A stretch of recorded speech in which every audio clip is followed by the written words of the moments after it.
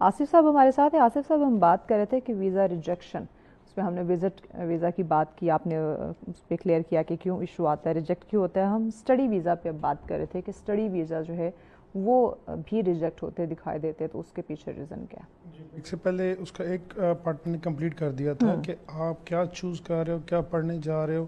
چونکہ اب NSOP میں لکھا ہوتا ہے کہ that I will come back to my home country اور مجھے اس کا یہ فائدہ ہوگا. تو آج کل یوزلی آپ فن ٹیک آپ کہہ لیں، اگر فائنینس میں بھی کچھ پڑھنے جا رہے ہیں تو IT سے ریلیٹڈ یا پڑھیں گے تو آپ کو ویزا ملنے کے چانسز زیادہ ہیں.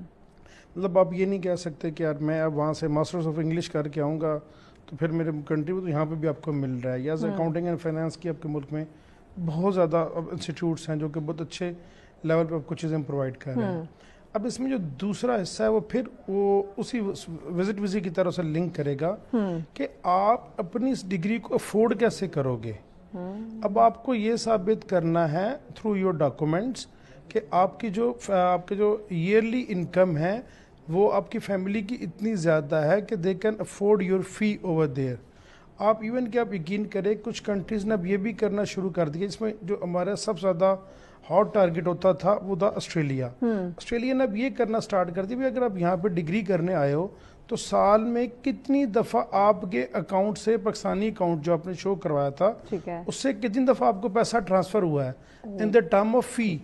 ٹھیک ہے، مطلب اگر آپ یہ ثابت نہیں کروا رہے ہو تو آپ کے ویزا ایکسٹینڈ نہیں ہو رہے ہیں، آپ کے ویزاز ریجیکٹ ہو رہے ہیں. ایون کہ 8 سال پہلے اگر آپ نے کوئی فیک چیز دی تھی تو اب آپ کا وہ ریکارڈ واپس لے کے آپ کا ویزا کینسل کر رہے ہیں.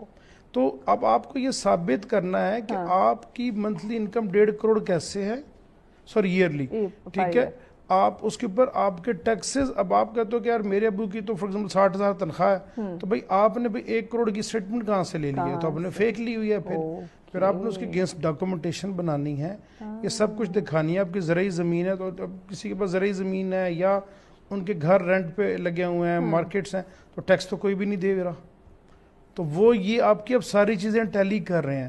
اب بہت سے ایسے سسٹمز اب آپ کنٹریز میں آ گئے ہیں کہ وہ بیفور فائلنگ دا ویزا وہ یونیورسٹیز آپ سے ڈاکومنٹس مانگنا سٹارٹ ہو گئی ہیں کہ یہ ڈاکومنٹ اگر آپ کے ٹھیک ہیں تو ہم آپ کو الاؤ کریں گے کہ you can apply for a visa, otherwise تو دے ناٹ الاؤنگ اس.